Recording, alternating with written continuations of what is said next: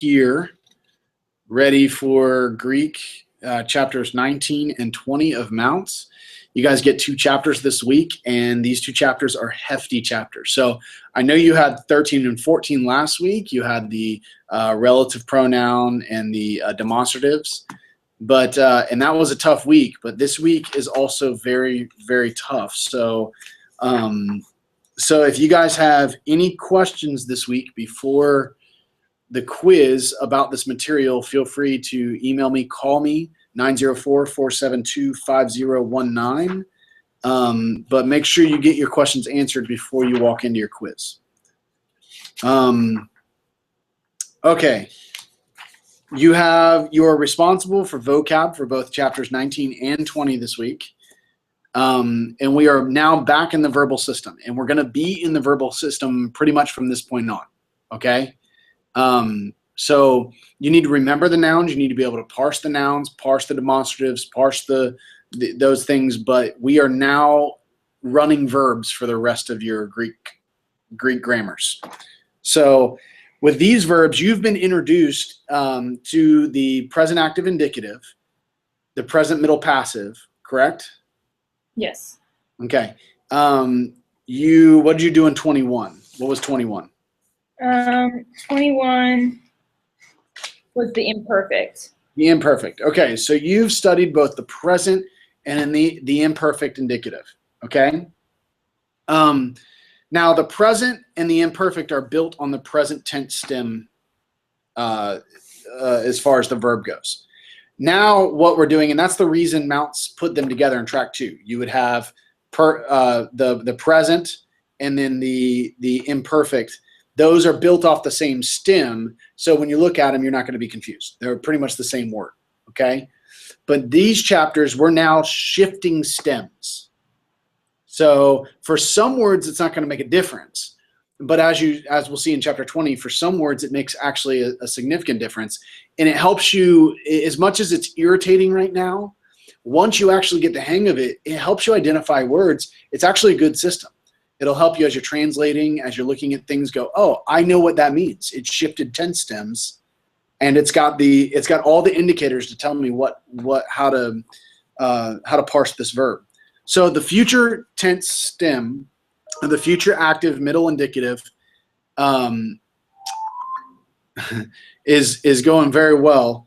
The future is just like the English future. It uses the helping verbs. In English, we use helping verbs to indicate future, right? So if I say work, okay, I work. I don't change that verb, the word work, if I want to use it in the future. How do I say that? I say I will work, right? Right. So to make it future, I have to actually help it with a word. Those are helping verbs. Those are the things that we do in English. We do the same thing to help indicate, past is a little different because we add ed to the word. So we actually do change the verb a little bit to indicate past. But for the most of the times, in order to change what our verbs are doing, in order to give the future tense or the other tenses to our verbs, we've reduced it to helping verbs. Whereas Greek doesn't. Greek just has a form for that tense. So Greek doesn't want to add extra words. It wants just a form for that tense. When we translate it into English, we need to provide our helping verbs in order to help the verb get to whatever tense it is. Okay? So the future tense uses the helping words will or shall. Now, Mount suggests that in the first person you use shall. I shall work. Okay? And in the second and third person you use will. You will work or he will work. Even though today's English, we use will for everything, Mount suggests that we use shall because, and he's going to do this for a reason, because later you're going to get into the imperatives and it's going to have that force of, anyway. So you'll understand that later. But yeah, get in the habit of doing it that way just to help you identify the word as you're going. Okay, we talked a little bit about form. In 19.5 on page 158 is actually important. It talks about the lexicon listing. Okay, this is important for multiple reasons. Number one, when you study your verbs, you get the lexical form, correct? Yeah. But it also gives you all of those other forms underneath. And often I've been asked, do we need to know those things? Well, I would tell you that in this chapter, Mounts is going to tell you, you don't necessarily have to memorize all of them, but you need to be aware of the ones that are kind of weird. So we'll talk about that in a second. But all of those, it gives you the order in 19.5. It gives you the order of the way it's listed. You've got your present, your future, your imperfect. No, your present and imperfect go together. You've got your future. You've got your aorist. You've got your perfect, your pluper. I don't remember. What does he say? He says present, future, aorist active, perfect middle passive. That's what it is, and aorist passive. So those are the tenses that are listed, and they're in that order. Mm-hmm. And Mounts will say that in this book, you'll see him do dashes sometimes. Those dashes take up spaces, but it lets you know that that verb doesn't exist in that form. So if you look at the bottom of 19.5, where it says dakeo, Right. dakeo, that is the present tense. That's the present form, right? The lexical form. But if you notice, there is no future form. Right. So he's got a dash there. What's this next form, Aaron? The next form is the aorist active. The aorist, right. It's the aorist active. Yeah. So you've got that form, and then the next three forms, you don't have a form of it. So that's how you look at the verbs. That's how you see what forms are taking. It gives you what form it gives. For most verbs, you're going to be able to recognize based on the verbal root. You're going to be able to recognize the word. But some forms are going to be a little abnormal, and you're going to need to know how they shift. So if you take the verb Lego, for example, do you know what Lego means? I say, speak. Okay, I say, speak, but that word in the future is a totally different word. It doesn't even look like Lego. It's arrow, right? Okay, that's something that you have to be aware of. That's an irregular verb, and you're going to come across several of those irregular verbs. I suggest that you make cards for those irregular verbs, and then what you can do is you can quiz yourself on those cards, and you can, when you flip it, you can say, "Oh, that's Lego in the future tense." Okay. Future active indicative. That's Lego. Yeah. Okay?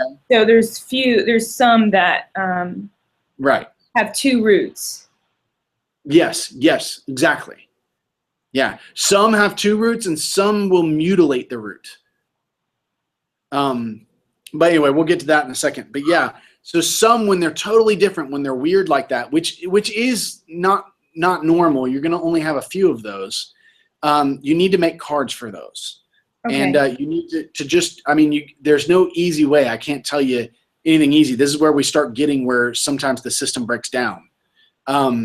You just have to know it. You have to be able to look at it and go, oh, and you're going to end up the same thing with erkamai.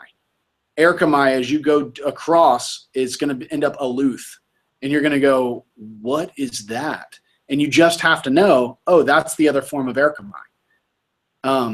Make sense? Yeah, that makes sense. Okay. So it's just a labor of vocab, a labor of details, looking at when you go onto your verbs on your card, look down at the bottom, glance across. What I'll do is, like, I've got Mounts' cards. And when I look at Mounts' cards, when I flip it over and I read a verb and I notice it's got a weird form, I highlight that form with a yellow highlighter. And every time I study that card, I flip it over and go, oh yeah, this one has a weird form. And it just kind of burns into my head that this one has a strange form. Right. So you just have to remember that. Right. Okay. So it's going to take a little bit more labor on your part. Okay. It talks a little bit about tense stems in 19.6. And for most of the time, your tense stems are going to look very similar to the present. Okay. But your tense stem is actually probably more accurate in the future to what it really is. But if you look in 19.7, it talks about the different patterns. There are 4 ways Greek verbs form their future tense stem. In this chapter, we will look at pattern 1. Mm-hmm. Pattern 1 is the most common pattern. That's the ones that you can tell without a shadow of a doubt their future just based on what you know about their present form. Okay. So luo, we know luo is the present active indicative form. But if we want to know it in the future, we can see that it's got a sigma added to it. That's the tense formative. The sigma tense formative tells us that this word is future. So when you see luso, or the example here is lusomen, when you see that, you'll look at that and say, oh, I know that's the verb luo, but I see a sigma there. That sigma is telling me that this is a future form of this verb. So it helps you identify it. Mm-hmm. And so the connecting vowels are all the same. The personal endings are the active personal endings. So it's gonna be very similar. Pattern 1 we love. We love pattern 1 because it is pattern 1, and it just looks good. The problem is there's 3 other patterns. Yeah. Yeah. But okay, if we look over here in characteristics of future active indicative, you can see your translation. It talks a little bit about how you want to translate the word. It also lets you know, if you look at 1915, which is important, that you still have all the goofy things you had with the present indicative. Remember when we got to contract verbs, we were like, oh no, what's going on? The vowels are doing weird things, right? Yeah. And we knew they were doing that because there was a little circumflex there. And we were like, oh man, vowels are doing weird things. Well, guess what? In the future, they do weird things also. Okay. But it's a little easier to recognize because you've got your vowel. All it does is it lengthens, for the most part, it lengthens, and then the tense formative is there, the sigma. Right. So it makes sense. Agapeso, poieso, pleiroso. You see that and you go, oh, nice. Okay. Makes sense. Your square of stops, it gets a little sketchy, but we're used to that. We went through the square of stops in the present tense also, right? Yeah. Or we went through it specifically with third declension, because it's when it ends with a consonant. Well, guess what? If your tense formative is sigma, then it's going to have an impact on your consonant. Yeah. So for your labials, it's going to end up being C. For your velars or gutturals, it's going to be C. And for your dentals, it's just going to be a sigma. That's why it's helpful to know the root. Say what? That's why it's helpful to know the root. Yeah, that's why it's helpful to know the root. Eric, how are you? You look like you're frozen, buddy. Just got everything online. How are you doing? There you go. Hey, it's good to see you, man. Thanks. You too. Great. Eric, we're just walking through an overview of the chapters for everybody who's going to watch the video. Brilliant. And then we'll start digging into questions. Sounds good. All right. So we see we have the square of stops is going to have an impact on the way verbs are formed. When our verbs end with a consonant, it's no surprise. We've been through this before. We went through it with third declension, went through it with present. It makes sense that it's gonna do these things. So this looks like a lot of information, but it's not new information. We've seen this before. We just now need to apply it to verbs. Yeah. And specifically to the future, because the future has that sigma as the tense formative, and the sigma likes to cause trouble always. So, but as we continue to look at the present tense verbs, we can see pattern 1. If you look at 19.8, pattern 1 verbs use the same stem of the verb in both the present and future active. That's why we love pattern 1 verbs, because they're just easy to recognize, regardless of if they're contract, if they're square of stops verbs, whether they're regular verbs. They're easy to recognize because they look so much like the present tense verb. But you can see the contract stuff does all the same thing. Contracts, how it looks in the present, how it looks in the future. So so knowing these patterns becomes important to recognize the verbs. Your whole goal is to recognize what's going on with the verb. So we shift over into 1920, and this is where things get exciting, because now we're talking about the middle passive, the middle, not the passive. Okay, future passive will come later, and that's a totally different thing. That'll actually have a totally different tense formative and everything, okay? Okay. So this is only future middle. They don't go together. It uses the same middle passive endings, but it's only the future middle. And so what you can see here is that there are deponents in the future, but this is where it gets strange, because Mounts makes it well known that in your deponent verbs, future middle is pretty easy to recognize, by the way. It's just a sigma in your passive endings, middle passive endings. However, in 19.23, we see the deponent verbs. Now, the deponent verbs are a little bit more interesting. For the most part, and hear this, for the most part, you can, if a verb is deponent in the present, it is typically going to be deponent in the other forms. However, that's not a given. So you have to pay careful attention, okay? And on the other side of that coin, if it's deponent in the future, or it can be deponent in the future even though it's active in the lexical form. Say it one more time. Okay, it can be a deponent verb in the future even though it wasn't deponent in the lexical form, in the present form. Right. Okay? So you really, this is where you have to pay attention. Now, to be honest, again, it's not a lot of verbs. It's really not. So if you want a test or a quiz, if you just wanted to default to the fact that if it's deponent in the present or non-deponent, just put that for the future and other tenses, you'll probably do okay. But if you really want to know the language and understand what's going on, then you want to grasp this. And so Mounts gives you an example of gnosko. Do you know what gnosko means? Have you had this verb yet? No, I mean we have. Is it 19 I or was trying 20? to remember. Okay, it's one of these. It's one of these chapters. Yeah. Okay, no worries. I realized something like that. Yeah, I know. Yeah, gnosko. So it kind of helps because mnemonically it actually sounds a little bit like, you know, I know. So gnosko. And but you can see in the future form of gnosko, what do you see? In the future form, Yeah.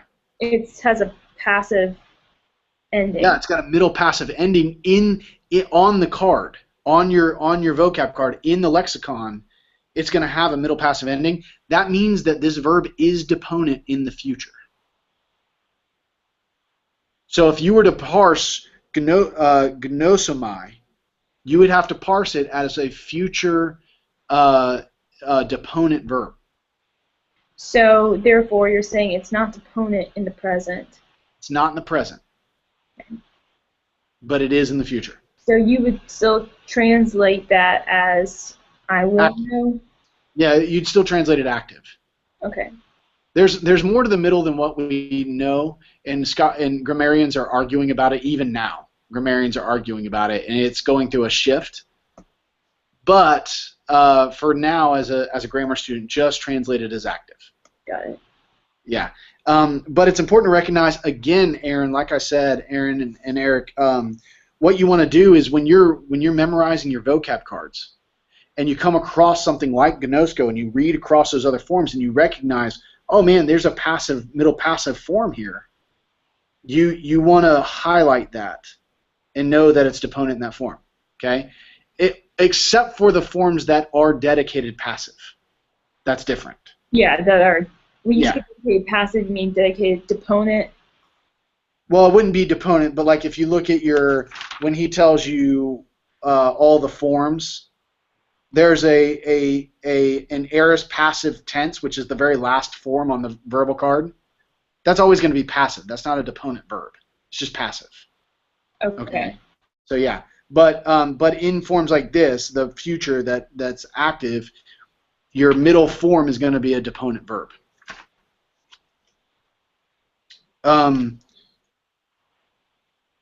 Okay. And so you just have to, again, there's no trick to that. And there's only a few of them. So highlight them and just know them. Know the weird ones. Make special flashcards for those weird ones. Okay. I'm sorry, can I reiterate what I think you're saying? Okay, go for it. So like how I'm processing deponent verbs is that we came to that section, I can't remember what chapter, and it said this is a deponent verb. It looks middle passive, but you translate it as active. So now we're here, and there are some verbs that are present active indicative, and now we have, but in the future tense, they look middle passive, but they're translated as deponent. Is that the right way of thinking about it? Sure. If in the future form in your lexicon on your card, if the future form has a middle passive ending, then it is deponent in that form. Right. Okay. Okay? Yeah, I'm with you. Okay, because if it weren't deponent, you would see gnoso, or Right. yeah, gnoso. Okay. Is what you would see. Gotcha. Okay. But most of the time, if it's deponent in the future. Right. You're going to find that a lot of times. It's not a given, but you just need to know when it is and when it isn't. Got it. Okay, and keep in mind, a deponent verb cannot take an active ending. Right. So if you see what you know is a deponent in the present, but it has an active ending in another form, you have to know it's not deponent in that form. Right. Because if it were deponent, it can't take an active ending. Right. You know what I mean? Yeah, because if it's active in the future, then I know it's not. Right. Then it's just an active. It's a future active. Yeah, Right. because it can't be a deponent. Right. Right. Right. So that simplifies your process a little bit. So can I retile this section as future deponent indicative? Sure. Yeah. I mean, future middle indicative.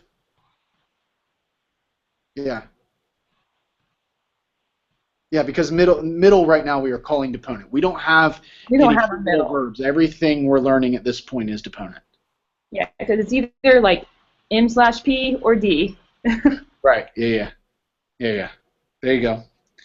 Okay. The future of a me. You guys have already learned this, right? You guys were supposed to memorize all the forms of a me? No, we didn't learn the future of Amy. Oh, you didn't? Eric, unless I'm mistaken. So he had mentioned it at one point, but I had not until this chapter. Oh, okay. Yeah, I think when you guys went through a me, he said no. There's 3 forms of a me. Know them all and know the paradigms. Oh yeah, okay, yes, I see now. Yeah, you're right, Yeah. Eric. I think we did talk about that in class. Okay, well, I'm going to kind of skip over this because you guys should already know this. Okay? And if you don't know it, you might want to know it. Thanks. So you get the master verb chart. We've added future active and future middle to our master verb chart. And you can see it's at the top of page 164. You can see that the tense stem, this is going to be important. The tense stem for the present is the present tense stem, and for the future is the future active tense stem. Wait, where are we at? I'm sorry. We're on the top of page 164.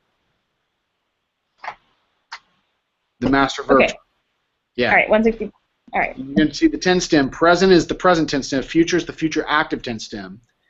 And remember, the reason we learned chapter 21 with chapters 15, 16, I don't know, one of those chapters. The reason we learned chapter 21 with it is because chapter 21 was the imperfect, and the imperfect works off of the present tense stem. Same tense. Yeah.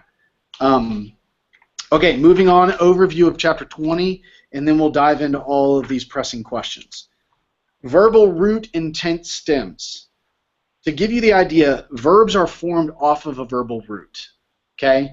Now, Mounts is going to draw you toward that root because it's going to help you identify verbs. But what I don't want you to do is I don't want you to make the mistake that is translated into meaning. That there's a root meaning, and that root meaning filters across all words. Are you with me? Say that one more time. You broke up. Verbal root is where we form all our words from. Okay? But there is a thing out there called root fallacy that you need to be careful of. This is more when you get to interp, so you can deal with that then. Okay. But for the sake of form, these are formed from the verbal root. Now, what Mounts is trying to get across in this at the beginning part of this chapter is that you need to be understanding that the present form, what you learn is the lexical form of the verb, is actually the most abnormal form the root is actually better represented in other forms. So it's important, Mounts is going to say it's important that when you learn verbs that you take the time to learn the root also. And we weren't told that, like I guess that would have been helpful. Yeah, in basic Greek, I don't think it's going to kill you. But I think Mounts is stressing this because what he doesn't want you to do is he doesn't want you thinking the present tense stem is actually the root of the verb. Right. Because the present tense stem actually does a lot of mutilation to the verbal root to make it work. We just, for some reason, we memorized that one, and I'm not sure why actually. But if you look on page 169, the second to last paragraph, Mounts actually says, "This may not sound significant right now, but it is. You must realize that the present tense stem is the most irregular tense stem of all. The verbal root is altered to form the present tense stem more than in all the other tenses combined. What adds confusion to this is that you memorize the potentially irregular present tense form, which may suggest the present tense is the verb's base form."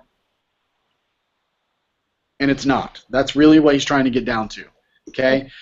So what we're going to end up with is a lot of stems off of the same root. Right. And the root is the important thing. Okay? Okay. And you're going to end up with 4 patterns. And if you look in 20.4 on that same page, 169, he lists out those patterns. Pattern 1 verbs, this is A, the verbal root is the same as the present tense stem. We love pattern 1 verbs because they make our life easy. Yes. If only pattern 1 verbs were all of them. But no, we have these 3 other patterns. And look at B. In pattern 2 through 4 verbs, the verbal root is modified when forming the present tense stem. So all the other patterns, it's actually the present tense stem that does damage to the verbal root. So he's going to give you a few examples. He goes over and you look at pattern 2. Okay?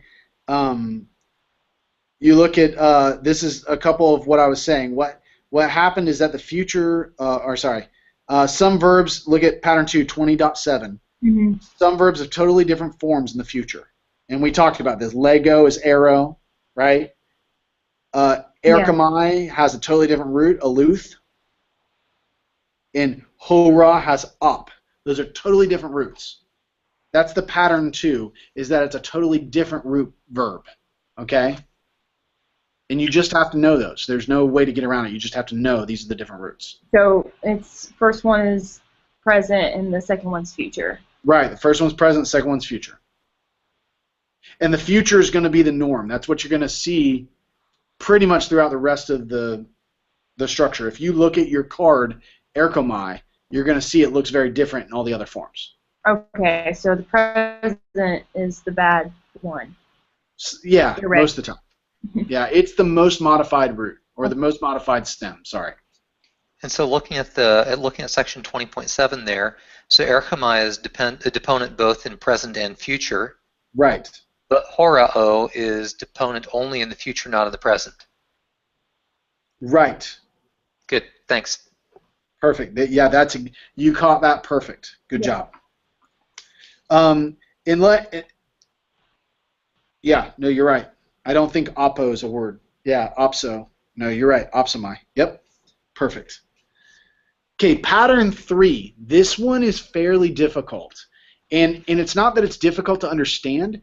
It's just difficult on the eyes because it gets tricky to recognize. If you look at liquid futures, do you remember what a liquid verb is? Have you learned liquid verbs? Oh, so this is brand new. Yay! Liquid verbs are the verbs that don't like to, it's all for pronunciation. And so they don't like to follow rules because they want you to be able to say it okay. So the liquid verbs, as you see here, it's in 20.10, the verbs that end with the consonants, what is that, lambda, mu, and nu. And rho. And rho are called liquid verbs because the air flows around the tongue or the sound goes through the nose when pronouncing the letter. That's the liquid word. Now the liquid futures do weird things because they actually take a different tense formative.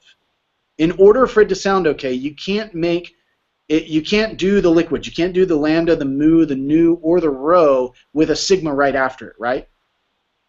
That sounds weird. Was Oh, okay. Yeah, I guess that would sound weird. Yeah, it'd sound weird. So what the Greeks did is they added the epsilon to help make it sound okay. Okay. Okay? So the epsilon sigma. But if we follow all the other rules, we still have the connecting vowel omicron, and we still have the endings. But if you follow the rules, if you look in 2011 there, and you look in our little box, our rules are the sigma doesn't like to be between two vowels. Remember, it's a sissy. Right. The sigma is a sissy, and in between two vowels, it runs away. Those two vowels get together, and they actually contract, right?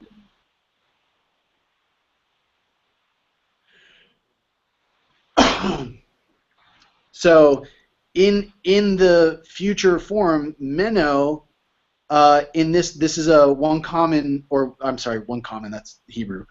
This is a first person plural verb. It's going to actually be menumen, because the epsilon and the omicron are going to contract together, making omicron upsilon. Yeah. It goes and follows the contract rules. So the sigma runs away, and it does that. So so your liquids get a little goofy in that sense. If you look over on your paradigm 20.12, you're going to see these. Now, really quick, just tell me really quick, you see your liquid form, your liquid future form all the way to the left. Yeah. And you see your present liquid form all the way to the right. How do you tell the difference between the two? The circumflex. That's right. Circumflex tells you something weird has gone on there. So I guess this paradigm was very confusing for me, because I was like, present liquid? Like, I didn't, we haven't talked about liquids at all, so I'm confused on what's happening in this paradigm. Right. Well, just know that present liquids are a thing, but you didn't need to cover them in the present tense because they don't do anything weird there. So, okay. Yeah, liquids are just lambda, mu, nu, and rho. And in the present tense, there's no reason to go over them because they don't do anything special. Meno, okay. Do you know? Have you learned the word meno? No, I mean, maybe it's in this. It's got to be in this chapter, yeah. Okay, meno means remain. Yes. And meno in the present doesn't look anything. You look at the present, and you go, oh, okay, meno, great, it's a verb. But in the future, it does weird things. And so in the first, second, and third person singular, you're going to see it looks exactly like the present form, but there's a circumflex. That circumflex tells you that it is a future liquid. It's a liquid, period, but the circumflex is going to tell you on a liquid verb that it's future. So that's why it's helpful to memorize the lexical. Right. Yeah. Yes. And this does come down to your vocab, because what you're going to do, Aaron. Because remember last time we said, "Hey, how can you recognize a contract verb?" What did we say? Circumflex. Circumflex. So what you're going to do is you're going to see the circumflex, and you're going to go, "Is this moneo?"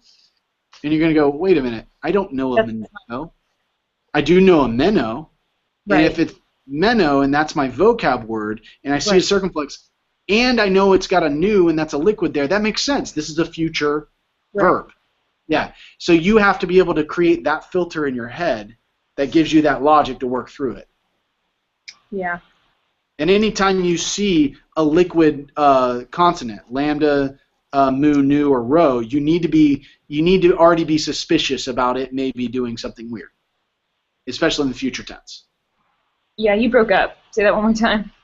I said when you see the lambda, mu, nu, or rho, yeah, you need to be suspicious that it could be doing something weird. Okay. Yeah, and knowing your vocab is really going to help you on this. Right. Yeah. If you look in the first, second, and third plural, it's a little bit easier to recognize because the connecting vowel is going to contract. Right. Here. However, again, if you don't know your vocab, you're going to be tempted to make this, and you don't understand liquids, you're going to be tempted to make this a contract verb not a liquid future. Yeah. So you just have to be aware of that. So I'm sorry, I'm breaking the rules here. I'm not letting you finish, but Okay. so when you say liquid, it's just basically talking about pronunciation. Yes. Like we have these liquid forms because we want to be able to pronounce them correctly. Right. Well, we're the ones calling them liquids. The Greeks didn't. Right. We're calling them liquids because it's like liquid flows, like la, it's air flows around your tongue. La, ro, air flows around. Nasal sounds, num. We call those liquids. We're the ones who do that. Okay. And so we just say, hey, when there's a liquid verb, we recognize that those types of sounds cannot have a sigma. And that's universal. That's the Greeks and us. We go, the sigma right after that doesn't make any sense. Yeah. So we need to add something different. And because we added something different is why this form of word does weird things. So at this point, Aaron, I know that we've talked in the past, but you're just adding more information to that filter. Don't get overwhelmed with all of the information. Just add it to that filter that you're going to let things trickle down through. Right. And then they're going to help you identify. Even if it takes you a little longer, you'll get good at that. And eventually you're going to start recognizing them quicker. Right. So so we see the way the future middle indicatives are liquids are put together. So there is a middle form. And so contracts, it goes through the contracts verb. The accents, present, future, liquids, it kind of gives you a comparison of what it looks like. But look at the stem changes in 20.18. Okay. Okay. This is again a little bit of what Mounts was saying when he said that the present tense is the one that does the most modifications to the root in order to make them present tense. So you get different types of modifications. The present tense will add a double consonant. So apostello, you know that word, right? What is that? I send. Right, I send. In the present, we know the lexical form is apostello, but the root is actually apostel with one lambda. Okay, so in the future. So in the future, that drops out and just becomes apostello with one lambda. That's the only thing that tells you that it's a future verb. That and the circumflex, So like, because it's a liquid. So when you're studying vocab, Yeah. would it just be helpful to look at the future to see if there's anything weird or different going on? Talking about, the deponent future. Yes. And now with the root. Yes, I highly recommend that. And if there's something weird going on, highlight it. Just to where when you study your vocab, it catches your eye. That's happening. Okay. Yeah. You can see one of the other ways that they change stems in the future is the addition of an iota. So like iro in the future is aro, and that's actually the root. Apoctino, actually the root is apocten. And then you see the third way is that it's a different root altogether, Lego and arrow. Yeah. Yeah. So, and there's only two, and they're the new liquid verbs that look the same. There's no change in the future, and that's the new ones, the ones with a new on it. So are you saying that most verbs have a different root for future and present? No. No, not at all. Oh. No. That's not a most verb thing. Okay, so, sorry, most verbs have the same root. Yes, most have the same roots. There are very few that do not. Okay. But it's something to be aware of. Yeah. Okay. And you look at these, all of these stem changes are liquid verbs. Lambda, rho. Okay. Yeah. And the ones that don't change are the ones with the news on them. Those look the same in the present and the future. There's just a circumflex. Right. Right. Okay, look at the 20.19, the hint. It is often said that the consonant carries, and this is actually really good, it's helpful. The consonants carry the meaning of the word, not the vowels. If you can think of a verb primarily in terms of its consonants, then the vocalic changes will not be a major problem. For example, gnosko, from the root gno, becomes gnosomai in the future. If you recognize that the basic consonant carry the words gamma nu, you can still see them in gnosomai. So in the present tense, they put an iota between the gamma and the nu. That's how they mutilated it for the present tense. So you know the word gnosko. Yeah. But the root, gamma nu omega, it shows up in the other forms. So if they're going to change anything, it's going to be the vowels in the word. So if you can train your mind to think as you're memorizing verbs to focus on the consonants generally are not going to be changed.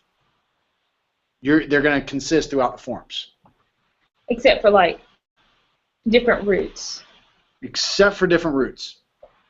You're right about that. Different roots are just different roots. But there's not a lot of those, again. Not a lot of them.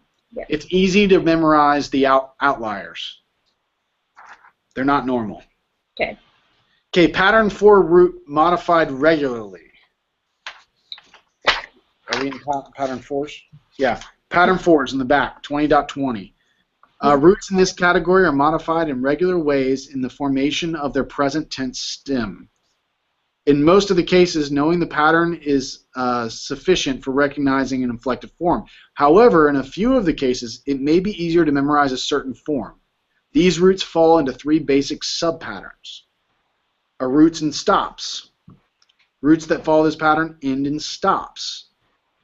But unlike the roots in pattern 1, these roots are modified in the formation of their present tense stem.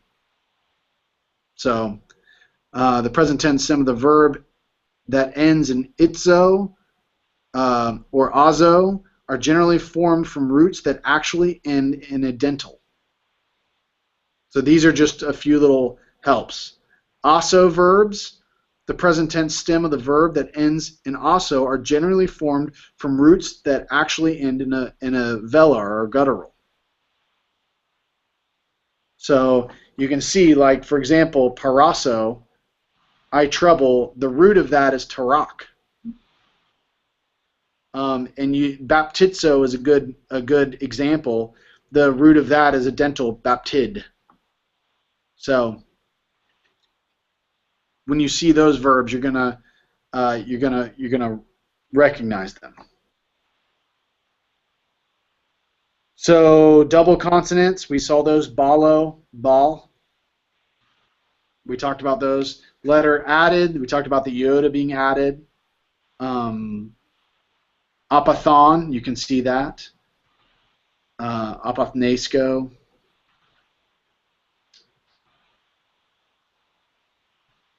And then the alblat is the one that lengthens. You've already seen this, though. So and then he throws on at the very end just compound verbs. Compound verb is a verb that is made up of 2 parts, a preposition and a verb. But you already know that because you've worked with imperfects. And you had to know that the augment goes in between the preposition and the verb and in the compound verb. So you already know that. So yeah, they form the same way. So other than that, that's it. You can see that the future active and the future middle and the liquid future middle all function off of the future active tense stem, and they just have different tense formatives is all they have. So with pattern 4, yes, it's a little, I mean, it's all overwhelming, but this is like really overwhelming. Like, is this really, if we, you know, if we look in our vocab words and we look at the future form, we see there's something different going on, whether with the root or the ending, and we also keep in mind, you know, 2019, that the consonants carry the meaning. I mean, won't we in general be okay? You know, not really having to get nitty-gritty with this pattern 4. Yeah, the only issue is that you are getting nitty-gritty. That's the very definition of grammar. So yes, if you'll lean on the consonants, then when you're actually looking at Greek and you're reading the Greek Bible, you're going to get a better feel for what words mean. But when it comes to your professor asking you to parse on a quiz, you've got to know the nitty-gritties. And so Pattern 4 is going to help you because look at, for example, in 20.21, the also verbs, tarasso is the way in the present form, that word, I trouble, in the present form. But if you look at the way it forms its future not off of the sigmas in the present form, but off of the key that's in the root. So when you see tarasso and then you see taraxo, you've got to know those are the same word. So all Pattern 4 is telling you is to show you that there are different ways, roots that end in stops, the double consonant roots, and the ablaut. These are different ways that these that words can show up. And so you just have to be aware of them. And your vocab is going to be a lot of those words that are different like that. So, yeah.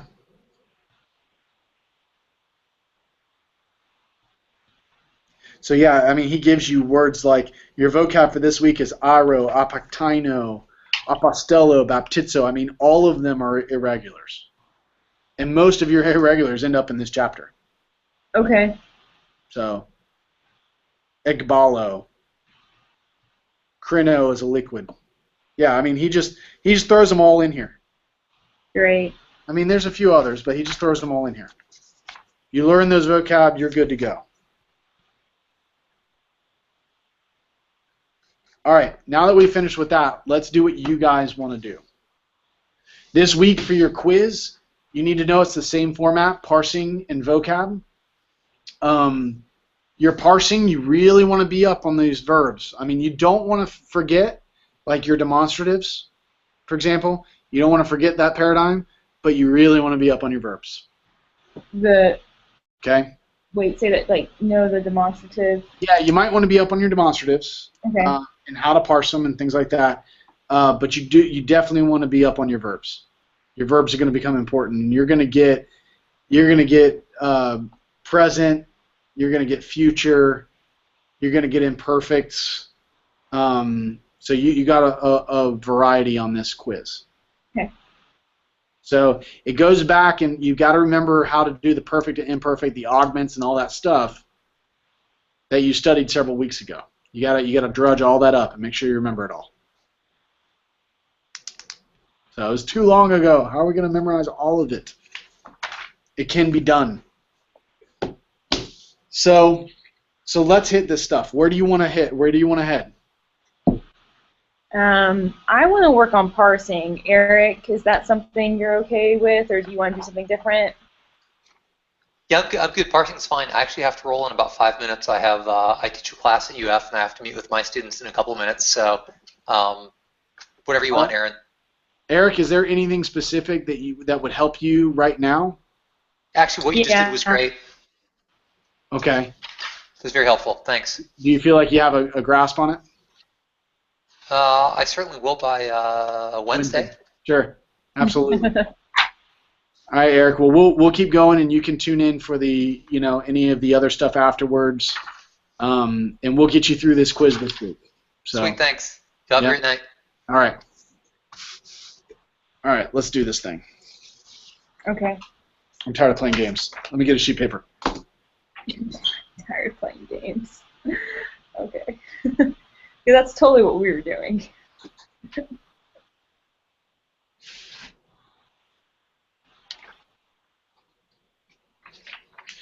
Yeah, this ain't the Magic Kingdom. We don't play those Mickey Mouse games here.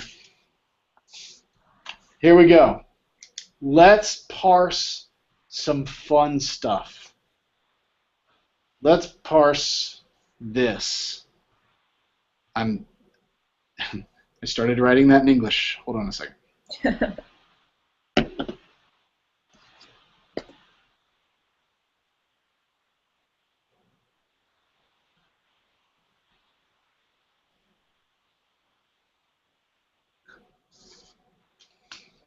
All right. Hopefully you can read my bad writing.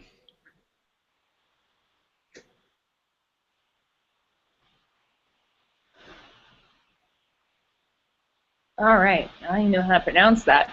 All right. Prokunesusin. Hold on.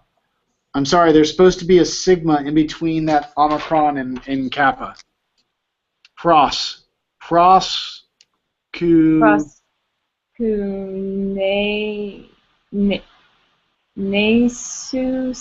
Okay. Yes. Proskunesusin. All right. Um.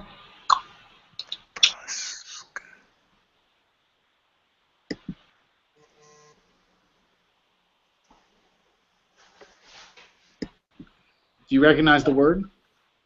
No. So I It's have building to. on proskuneo for I worship. There you go. Perfect. It's on page 165, Aaron. Okay. And that is a proskuneo is a contract verb, so you got to have that in your mind. Okay. Hold on. Okay. So it's a contract verb. Okay. So I do know that it's third person plural. Now, how do I know if it's future because of the sigma? So it's future active indicative. Right. Yeah. The epsilon in proskuneo turns into an eta. It lengthens. That's And he right. puts the sigma in there. That's right. It's called oblak. Yeah, it lengthens, and that tells you that lengthening and that sigma is a dead giveaway for future. Just scream So, future. okay, so it lengthened. Right. Yeah. No. So the epsilon becomes this eta right here. Yeah. So if I really knew my vocab, how would I not know that that is imperfect? Well, Like, you how do tell I me. know? How do you not know this is imperfect? Or how do you know this is not? Oh, because this is not a compound verb. That's why. Right. It's not. Well, it is a compound word. Oh, it is? Yeah, There's because no, you've there's got no epsilon. pros. Pros is a preposition. Oh, And okay. then neo. And so really it is, but there's nothing between the sigma and the kappa. There would be, if it were imperfect, there would be an augment there. Right. The sigma wouldn't be there. Right. And this sigma over here. Yeah, this sigma over here would not be there. Right. Okay. Yes. So this is future active indicative third person plural. Right. Okay. Good. Good job. Good job. How are you, man? Good. I have questions this week. Oh, good. Mike just walked in, by the way. Nice for you to finally join us, Mike. Hey, it's hard to get here sometimes. Pieces. All right. I've got another one for you.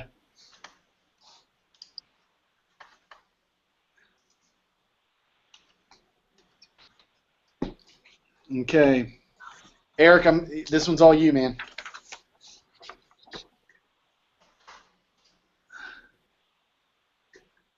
So you're going with baptizo. Right?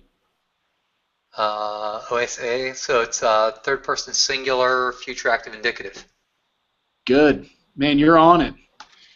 Eric makes me nervous. Now, Eric, why is there not why does it look so different? Because in the present it's baptizo. Because it's a screwy form and it goes to a sigma in the root. Good. Yeah, because the root of this, even though it's baptizo in the present, the root of this is actually baptid. Yeah. With a delta at the end, and we know by the rules of the square stops that a delta drops out when it's in front of a sigma, and the sigma just takes its place. Yeah. So you end up with baptise, and so you see the sigma as the tense formative, and the epsilon iota as the ending, and you nailed it on the head. Third singular, future. Perfect. Good job. Grazie.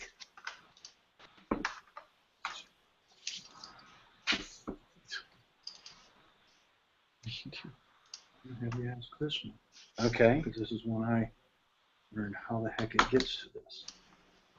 Oh, yeah, that's a good one. Okay, Mike is writing his own stuff over here. He wants to ask, this one. Opsuntai. Oh. Hi. Is it Opsuntai or Hopsuntai? That's from Harao. Wrong. Yeah, no, it's Opsuntai. That's from Actually, Harao, right? My confusing thing, the breathing mark actually moves or changes. Oh, right, in the future. Yeah. Yeah. So. Here's your lexical. Right. Yeah. Arao. It's to see. Right. I see. Mm-hmm. But how in the world does it come to that form? And I don't know anything about breathing marks changing. Turn to page 170. Oh, you don't have your book. The very bottom there. Sorry, I'm moving everywhere. Here, man. Yeah, down. Yeah, I actually have a question about that vocab word. Like, if you go to page 178, like where it's at, there's like 3 different roots. You're right. This is a pattern 2 word that literally takes a different root in the future that it does in the present. In the present, it's ora. In the future, it's op. Okay, that explains. And then it has an iota delta. It has a what? Opid? Yeah. Which would make sense. Yeah, it goes from hora to op. Yes. So it's 2 different things. And so this is actually a smooth. This should be a smooth breathing mark. Yeah, I had that wrong because it changes. Yeah. And so in it's goofy for people because in the present that word actually has a rough breathing mark, but in the future it has a smooth breathing mark. So in the present it's hora, in the future it's op. So opsamai or opsuntai. So. Can you look at it real fast on page 178? 178.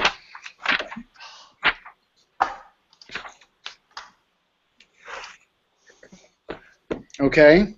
So, if you see how it says hora, op, and id? Yes. What's the id there? Id is another root. Okay. All right. Yeah. If you see right below that, it's got the star and it says id is used to form idon. Okay. Which is the aorist root of this word. So it actually has 3 different roots. So this word is one of those that you just want to commit to memory. You want to make a different flashcard for each form. Right. And so then in the present you're going to get harao, and you're going to go, oh great, I know harao, but that's the only time that's ever going to help you. Right. Because in the future it turns to op, and in the aorist it turns to id. So. Yeah. And keep in mind. It's not because the Greeks said, "Hey, you know what? We need a few words that make no sense whatsoever." Right. That's not the way they did these things. What happened was words started dropping out of use, forms started dropping out of use, and what was left was kind of ended up together as a mishmash, and that's what we got as our words. Mm-hmm. And because of common use, they just accepted it. Yeah, this is that word. Yeah. So, yeah. So hora is used to form horao. Yes. And or I don't know how to pronounce that word. Which one? I'm reading that sentence right below it. Okay. Hora is used to form harao and heoraka. Okay. Heoraka is going to be your perfect form. Okay, gotcha. Okay. And then op is used to form opsamai and opsthane, which is your future and your future passive. Mm-hmm. And then id is used to form idon, which is your aorist. And idon, by the way, is going to be, you're going to see it everywhere. Idon is one of the most common words. Okay. It's I see. Notice. Yeah, it's everywhere. So. On page 177, Yes. it says, here are the verbs that you've learned so far. Work through each one and identify its category. Like, this is really helpful. Yeah, that is actually very helpful. That's a good call, Aaron. On page 177 at the top, check it out. Yeah, this section is really good. Really good. It said oida is omitted, and the reason oida is omitted because oida is actually a really weird form. Okay. And we're gonna talk about that later in further chapters. But yeah, these are the verbs you've learned, and it kind of gives you a little what's going on with these, and that's a good exercise. Really good exercise. So yeah, good job. How is that future? Okay. What about this one? Somebody else parse this. How's that future? Okay, so he told you. Okay. This is that. Okay. Hold on. Yeah, Aaron, why don't you tell me why you know this is future? Hold on. I know why. I know. Okay, because it's liquid. Because it's a liquid verb, right? Verb, and so it's going to take a epsilon sigma. Right, as a tense formative. And it contracted. The sigma dropped out, and the two epsilons contracted, and the circumflex tells us that it's goofy. Right. And the circumflex usually tells us that a contract verb in the present has done something, but since we know this is not a contract verb because we know the lexical form, we know that the circumflex is telling us that this is actually future. Right. Yeah. So this is going to be future active indicative. Do we have to indicate that's liquid? No, you don't. It just helps you. So therefore, it's second person plural. Second plural. Good. Perfect. Thank you.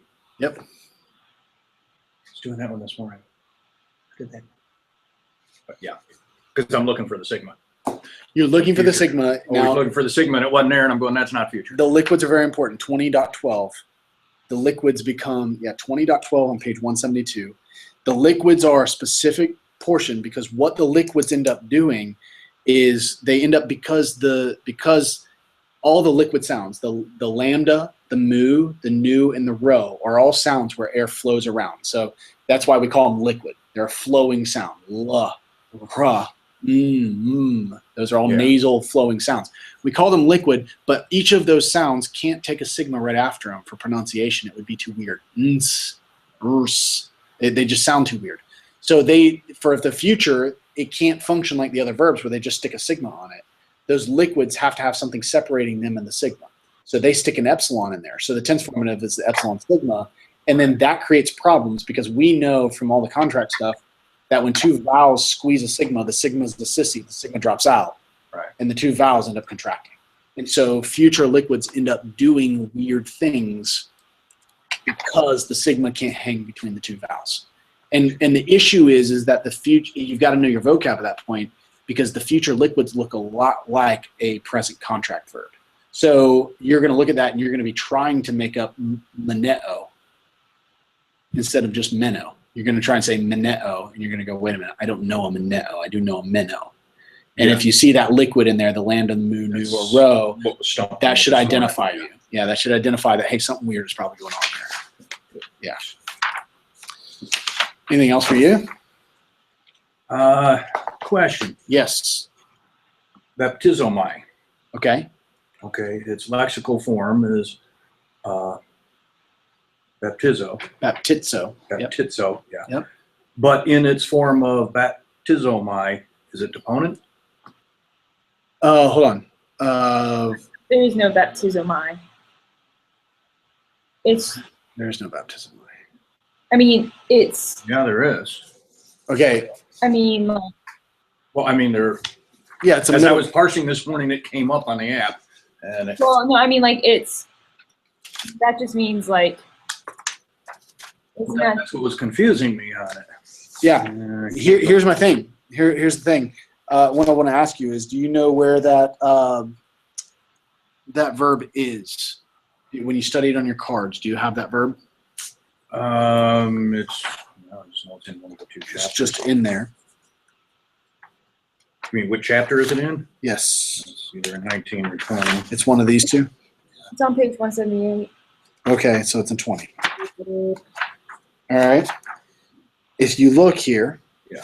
20. okay, if you look here, what it's going to do is it's going to give you, you have to be able to recognize this, it's going to give you the forms in each form. So you've got baptizo, which is your present. This is your imperfect in parentheses. This is your future. Okay. Since your future is baptizo, then baptizomai is just it's a middle. Yeah, it's just a present middle passive. Present middle. Not passive, just middle. Well, Okay. Listen, everybody watching this, I want you to know that it cannot be future passive. So do not put M/P. It cannot right, be. but it's present middle passive. No, baptizomai. Baptizomai would be present middle passive. But Right. baptizomai is future middle. What? Say that again. Baptizomai with the what is it? Is it a zeta?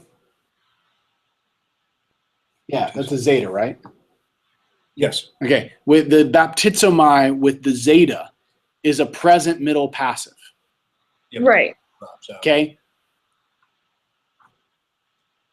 Not in the present. Oh, in the front. I'm sorry. No. Go. And is a present middle passive. But if Right. you see baptizomai with a sigma, not a zeta, a sigma, Right.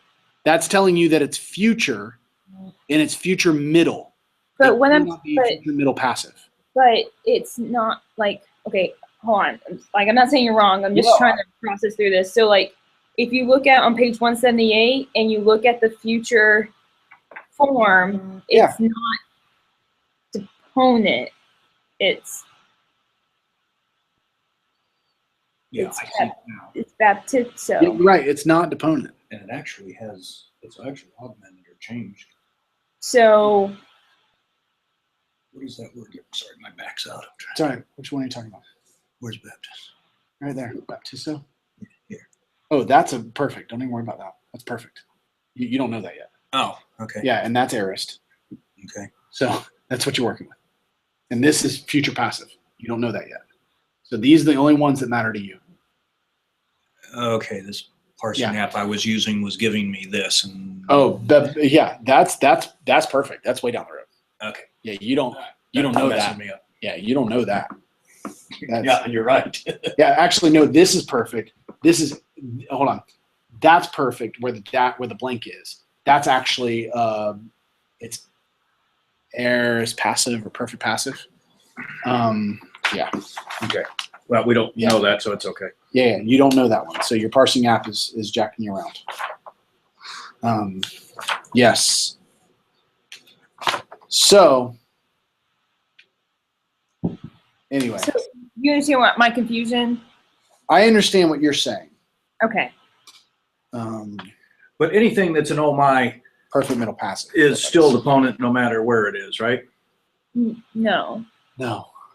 Can't. What do you mean no matter where it is? If it's lexical, yes. Yes. Okay.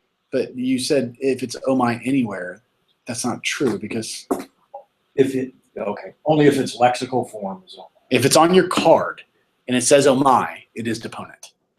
Yes. And no matter what group it is. So if it's like gnosko, which is active, present, active, indicative, right? The future form is gnosomai. That's a deponent in the future, even though it was active in the present. It's deponent in the future.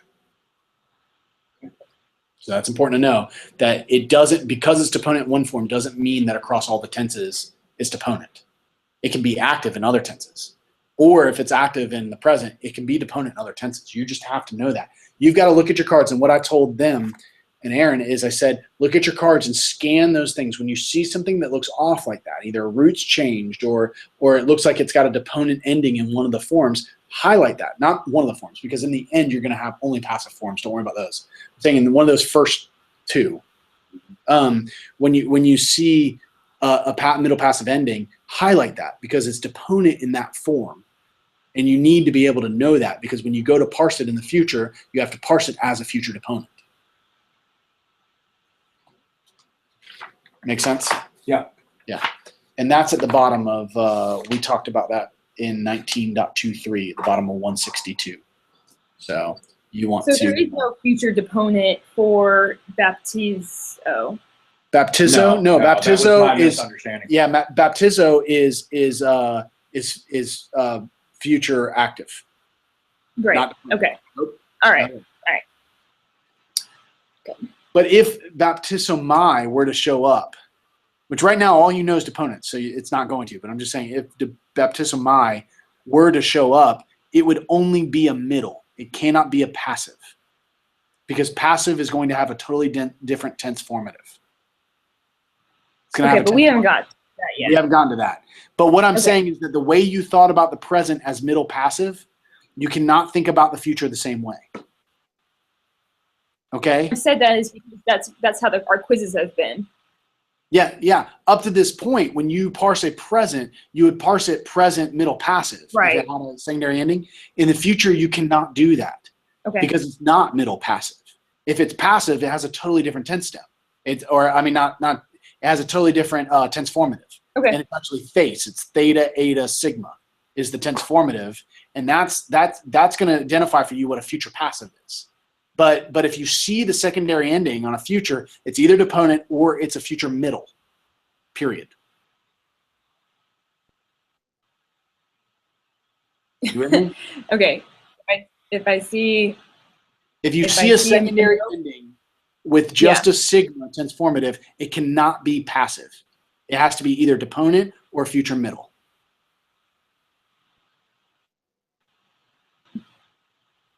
Don't worry about the middle stuff yet. Okay.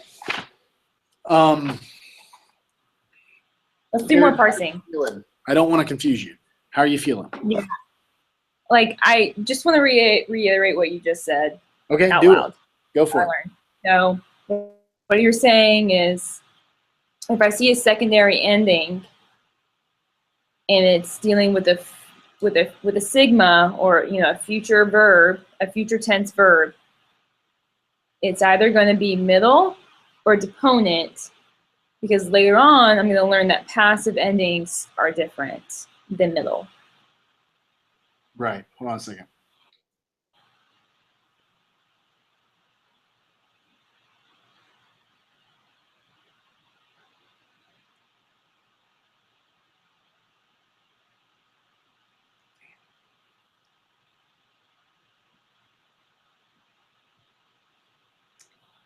Okay. I messed up a little bit on my writing here. But if I were to take the word luo, I would say luso is your future active. Mm-hmm. Lusomai, if you saw this form, but Yeah. you're not. But if you saw lusomai, that would be a future middle. Okay. And luthesomai would be a future passive. Okay. So right now, thus far, all we've learned is future deponent indicative. Future active, and then middle and deponent for all you're concerned with. That's what you've learned. Because Aaron, in 1920 through 19.22, all of those are describing future middle verbs. And then he throws in 19.23 the deponent. But he did say that all the middles, as of now, you don't know any true middles. All you know are deponents. Yep. I'm still going to put middle passive on present. Yes. Well, present middle passives. But for the deponent, you want to put deponent. Right. Yeah. So essentially in the future, Aaron, because all you know are deponents right now, in the future, if you see a secondary ending, it's going to be deponent. Deponent. Yep. Right now. Right now. Yep. Okay, just don't solidify that as all of Greek. Yep. Just for right now. Right Okay? now. Yeah, existentially important for this Wednesday. Yeah. Yep. This Wednesday. Okay. Can we keep parsing? Yes. Unless Mike, you want to do something else? I'm sorry. I don't mean to. Good. Go ahead. I got my questions answered. Great. He got what he needs. Well, I need a lot more. That's just all I'm willing to ask. Mike, at least he didn't start speaking to you in a Russian accent as you try to be tutored. Mike has been through much of my Russian. He knows my Russian very well. Just the Russians don't know his Russian. That's right. I talk like this in Russian. They look at me It's almost like a mix between Italian and Russian. I'm not quite sure right now. So I'm not good. All right. What is this? Okay.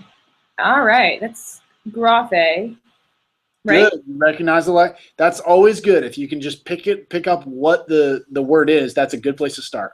So that's not a verb. That's a noun. You tell me. Oh, wait. I'm sorry. That is a verb. But have we learned that verb yet? You tell me. Have we learned that verb yet, Mike? No, You guys don't know grapho? would be I right, It is I write. but we haven't learned that yet. We haven't learned that yet. But I could probably still parse it. Wait a minute. You really don't know grapho yet? No. That's a problem. You know what? Either way, you've got to be able to parse it. Yeah, So- we could still parse it. The lexical form of it. You should be able to. What's the root? Yeah. You should be able to deduce the lexical form. Yeah, but it could be grapho, it could be. Yeah, what's the root? Okay. Can't. No. Why not? You tell me. Why not? I don't know. This is part of parsing 101. This is good. Hey guys, this is actually a good exercise. If you don't know this word, you should still be able to parse it, and you should still be able to give me the lexical form just based on the information you're given, whether you know the word or not.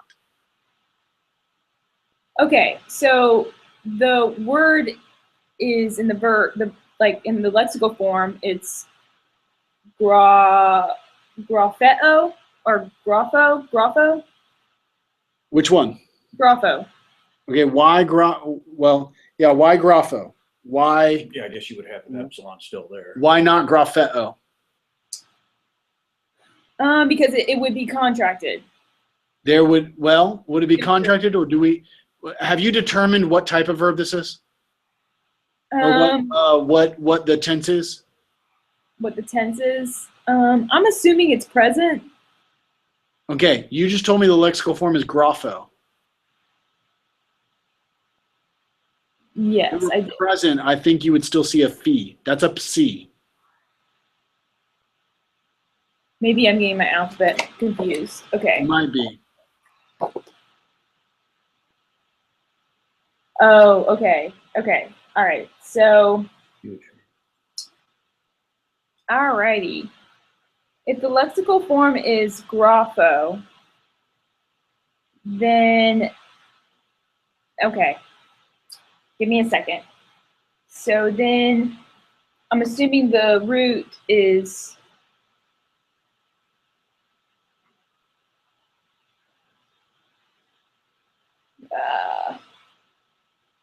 graph. Hold on.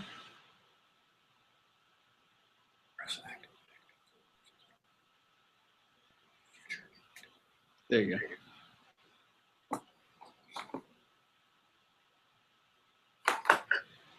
And the reason it can't, sorry, keep going.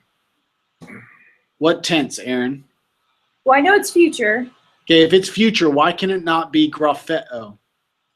If it's because it somehow changed to a What do contract verbs do in future? they contract. No, something happens to the epsilon. So 'Cause it- wait, I'm sorry. Ask the question again. What happens to contract verbs in the future? They do not contract. What happens to contract? Like if you were to say play ra'o or te re'o, Uh-huh. what happens to them in the future when that sigma is added as a tense formative? The sigma drops out. No, that's liquid. Be careful. What about agapao? Sorry. Agapao. Yeah, what happens to that in the future? You just add a sigma in between the stem and the ending. Okay, what do you end up with? Agapaso. Agapaso? Yeah. That sounds weird. Yeah, it does. It's actually agapeso. Okay. What happens to the contract vowel in the future? It shifts from an alpha to a what? An eta. To an eta. So it lengthens.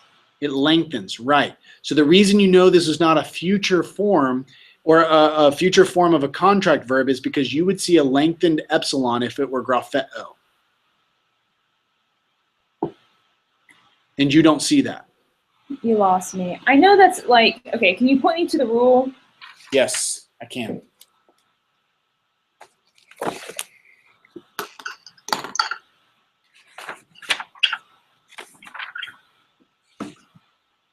Okay, go to page 161 and look at 19.19 in pattern 1 roots.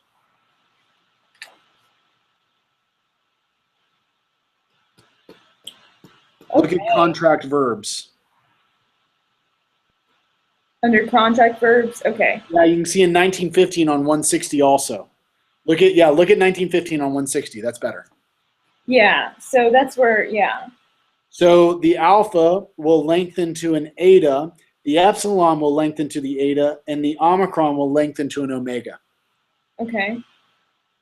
And that's how you can tell if it's a contract verb in the future. That's why you know this is not a contract verb, because you don't see any of those in there.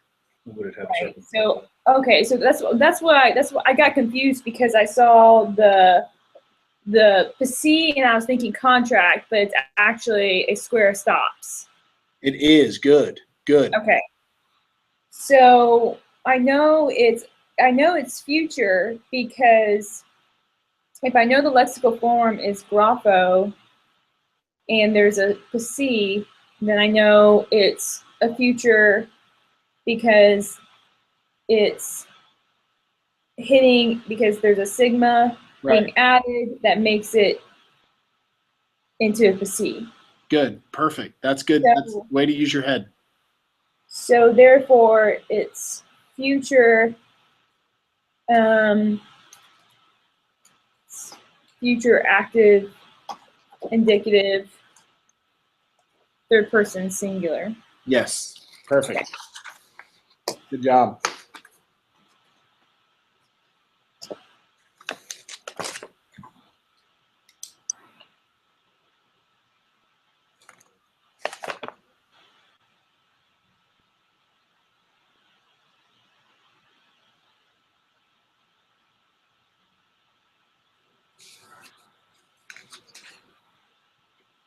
Okay, I see what you're saying. Yeah, just like in Zato Uh-huh. and Right. Zaete. Yep. Zaete. Zayat. Yep. Okay, all right. I don't know this word, but What? maybe I could figure it out from there. What's your last letter?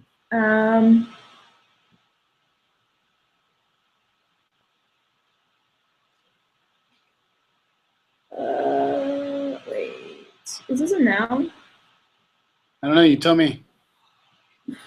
I'm confused. I need your help, Aaron. No, stop, Joseph. Don't play games with me. I need you to help me with the verb. Oh, look at that. Look at the nick of time. Okay. Well, it would help if I knew the word. Okay, well, you tell me. What is word? Okay, so this is, Is a K decline? it's a K there in that place. Okay. So actually, Equinos. It's a K there in that place. So Okay, what kind of word is a K? I have no idea. Okay, does a K decline? I don't think so. Okay, well, if it doesn't decline, then this is not a K. Because a K just doesn't go, hey, there's a new in alpha. I think I'm going to throw you on the back of me. Yeah. There is no And let's make ending something that. fun out of this. Even though it seems like that's what Greek does, that's not what's happening here. I thought you were. Okay, well, I don't know what word this is. Really? Yeah. It's last week's. You don't know any of the demonstratives that might look like that. Like, it doesn't look No. anything like ektinos. I can't do this. You can't just throw Hey. last week's stuff. I do what I want. Yeah, that's very clear.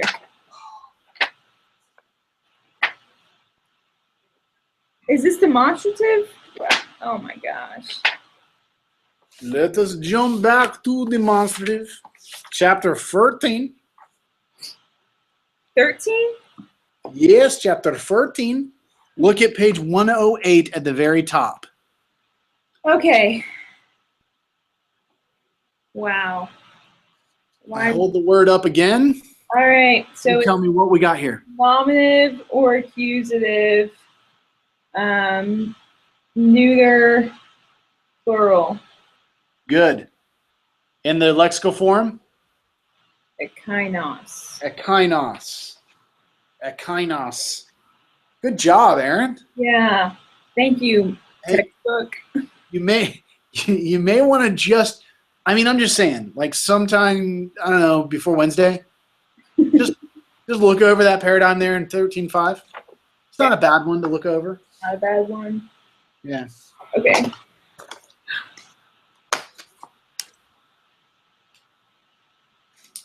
All right, here's a good one. Okay.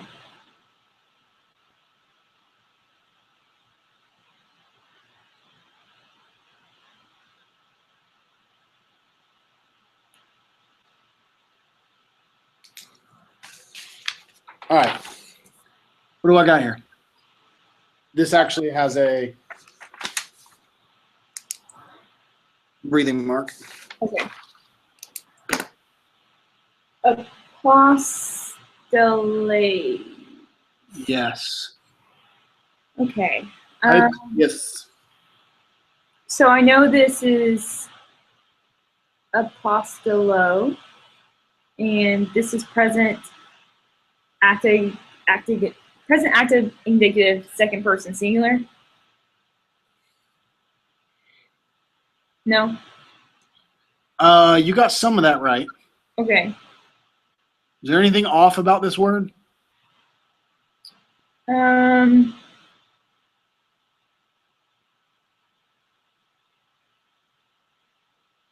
mean, it has a circumflex.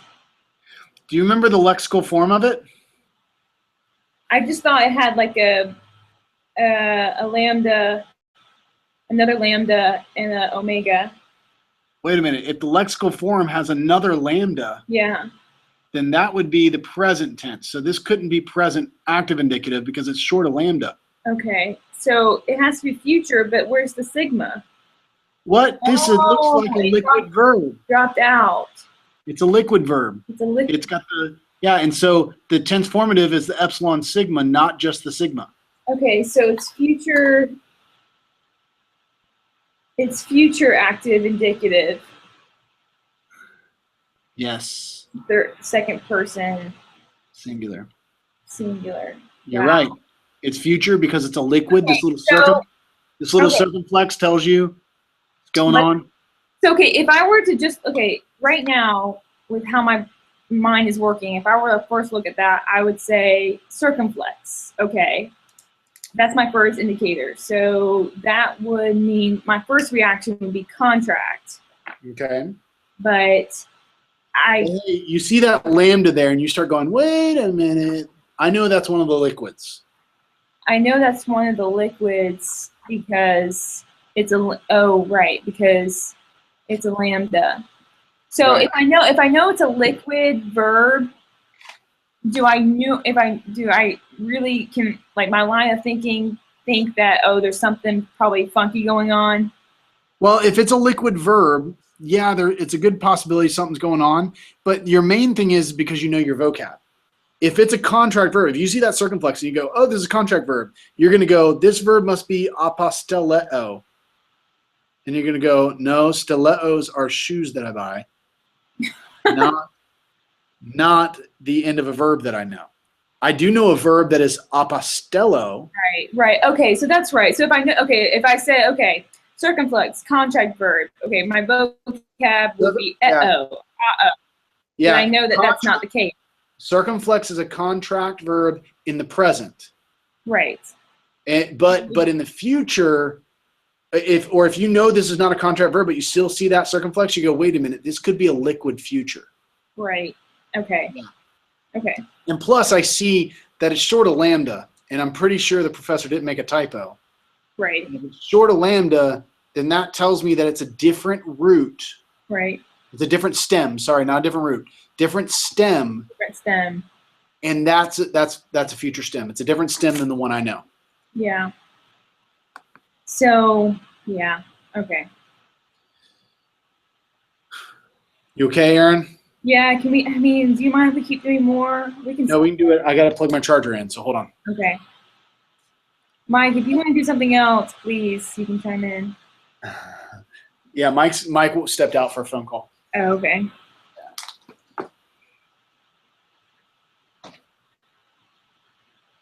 I'm just trying to, like, think how I'm going to study. Like, in my mind, I have the lexical form, I have the root, and then I